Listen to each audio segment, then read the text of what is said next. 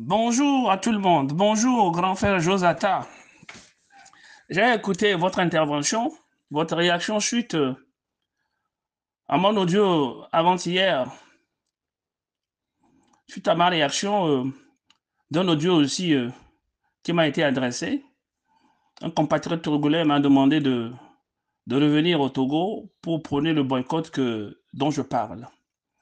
Et vous avez réagi en lui donnant raison que ceux qui prônent le boycott, ce sont des vendeurs d'illusions. Ils sont dans la théorie, comme le monsieur aussi l'a dit. Monsieur Joata, j'ai du respect pour vous. J'ai un grand respect pour vous parce que vous êtes un sage. Hein? Vous êtes une bibliothèque vivante. C'est comme ça que je vous considère, hein, parce que vous avez beaucoup à nous apprendre. Mais cependant, je vais vous dire une chose. Il faut toujours mettre les choses dans leur contexte. Le contexte temps, historique, lieu, géographique aussi. Le boycott de 56-58 dont vous parlez, nous sommes actuellement au XXIe siècle.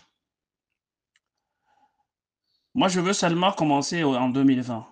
Les élections de 2020, présidentielles 2020, auxquelles les Togolais ont participé, en masse d'ailleurs. Bien que ces élections étaient, l'organisation de ces élections était biaisée par le parti politique. Et néanmoins, selon les vrais résultats, qu'on ne va jamais nous publier, l'opposition avait gagné autour de 60-70% en la personne du feu Dr Agboyome. Alors, jusqu'à aujourd'hui, ça fait 4 ans, bientôt 5 ans. Qu'est-ce qu'on en a fait de cette victoire? Je voudrais que vous me répondiez. Qu'est-ce qu'on en a fait de cette victoire? Il ne suffit pas d'aller aux élections pour gagner. Il faut conserver sa victoire. Il faut l'imposer aux dictateurs qui tripatouillent l'organisation des élections, qui verrouillent le système électoral. Qu'est-ce qu'on en a fait de cette victoire jusqu'à aujourd'hui? Est-ce qu'on a réussi, après les élections, après la victoire, est-ce qu'on a réussi à déclencher un plan supplémentaire, pour ne pas dire un plan B, pour imposer cette victoire aux dictateurs, puisque nous savions déjà que par le passé, toutes les élections qui ont été organisées ont été toujours tripatouillées par le dictateur, et en même temps, la victoire était toujours ravie hein, à l'opposition qui s'est présentée. Pour ne pas dire, la victoire a été ravie au peuple. Que ce soit Bob Akitani qui s'est présenté contre RPT Uni, Bob Akitani a gagné, hein, le dictateur s'est imposé. Que ce soit M. Fabre qui s'est présenté contre le dictateur, M. Fabre a toujours gagné, et le dictateur lui a ravi la victoire. Mais jusque-là, ces expériences-là dont vous parlez, vous-même l'avez dit que hein, il faut apprendre des expériences. Vous-même vous le dites. Alors, ces expériences-là qu'on a faites par le passé, qu'est-ce qu'on en a fait de ces expériences? Est-ce qu'on a appris de ces expériences? Ne vaudrait-il pas mieux, avant d'aller aux élections, de chercher hein, à se préparer, de chercher à préparer un plan minutieusement B qui consiste toujours, qui va consister qu'au cas où le dictateur agit comme il a toujours agi, hein, pour nous voler la victoire, ce qu'on doit faire pour conserver cette victoire. Avant d'aller aux élections, il faut chercher à ce que tous les partis aient les chances égales. Il faut chercher à ce que la liste électorale dont on nous propose, qu'on nous propose, soit légale, soit normale, soit ne soit pas trépatouillée. Il faut chercher à ce que le découpage électoral que le système nous propose, que la CENI nous propose, alors que la CENI elle-même, elle est composée en grande partie des partis du pouvoir. Il faut chercher une certaine légalité dans l'organisation des élections. Mais nous ne cherchons pas cette légalité. Nous ne cherchons pas que tout se fasse normal. Nous n'imposons pas. Nous n'avons pas créé une force pour imposer à ce que l'élection, l'organisation des élections soit équitable, normale, démocratique pour tout le monde. On n'a jamais cherché à s'imposer dans ce sens. Mais pourtant, on veut participer aux élections. Pour avoir quel résultat quand le dictateur a toujours tout verrouillé pour avoir les mêmes résultats? Alors, dans ce sens, est-ce que ça vaut la peine d'aller aux élections?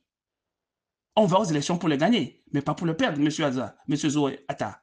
On va pour les gagner.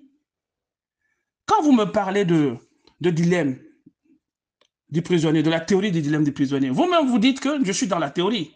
C'est parce que vous pensez ainsi que je suis dans la théorie. Mais vous me recommandez d'aller lire un certain document que vous appelez le dilemme du prisonnier, la théorie du dilemme du prisonnier. Alors, qui est dans la théorie? Je ne suis pas dans la théorie. Pensez-vous que nous qui sommes dans la diaspora, on ne contribue pas à cette lutte? Nous contribuons autant aussi que ceux qui sont restés sur place. Vous voyez? Alors, moi, je suis très conscient. Nous traversons une situation très complexe. Le dictateur n'a pas peur des élections. C'est ce que beaucoup de gens ne comprennent pas. Pourquoi il n'a pas peur des élections? Parce qu'il sait qu'il va toujours tripatouiller et que le peuple et l'opposition, qui n'ont créé aucun rapport de force pour l'en empêcher, il va toujours gagner les élections. Donc, du coup, lui n'a pas peur des élections. Quelles que soient les élections, lui, il va toujours gagner, puisque l'opposition et le peuple ne peuvent en aucun cas l'en empêcher. Parce que l'opposition est faible, pauvre, aussi bien que le peuple. Il n'a aucun rapport de force, aussi bien que la société civile et le peuple. Donc, le pouvoir a le vent en poupe. Il peut organiser les élections comme il veut, le faire comme il veut, et se fixer un taux, un pourcentage, et dit qu'il a gagné. Et rien ne fera. Même si l'opposition participe aux élections, l'opposition n'aura que des miettes. Et par le passé, les preuves sont là. Vous n'allez pas me dire le contraire. Actuellement, nous traversons une situation très difficile. Et le monde entier nous regarde. Tout le monde entier s'indigne de ce qui se passe au Togo. Faure Gnassingbé a dépassé la ligne rouge. Il a dépassé la ligne rouge. Il veut changer la Constitution, sinon il a changé la Constitution et l'a fait voter par une assemblée qui est illégitime et illégale. D'autant plus que l'assemblée là, d'autant plus que cette assemblée, la durée de cette assemblée, le mandat de cette assemblée est expiré. Mais pourtant, il a fait voter cette assemblée-là pour changer la Constitution, aller d'un système semi-présidentiel à un système parlementaire. Et tout le monde sait que c'est une manière d'instrumentaliser le système parlementaire. Et il veut faire du Togo un royaume où il va demeurer le roi du Togo jusqu'à sa mort, et s'il le faut même, satisfaire la volonté de son papa, qui lui a toujours dit de ne pas laisser le pouvoir. Nous sommes en danger, nous sommes en guerre. Alors, dans cette situation, les gens parlent encore d'aller aux élections.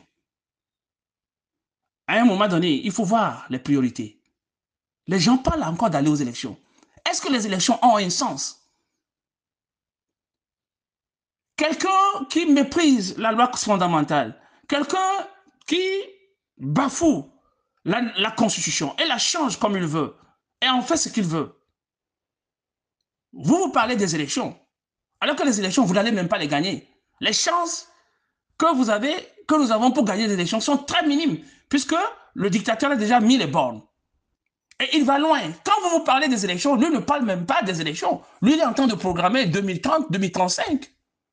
Au lieu de chercher à empêcher le dictateur dans cette tractation machiavélique qui consiste à changer la Constitution, au lieu de chercher à mobiliser le peuple, à passer par tous les moyens, rassembler tous les partis politiques de l'opposition, rassembler les sociétés civiles, aller vers le peuple, créer un rapport de force d'une façon spontanée et empêcher le dictateur d'aller loin, les gens parlent d'organisation des élections.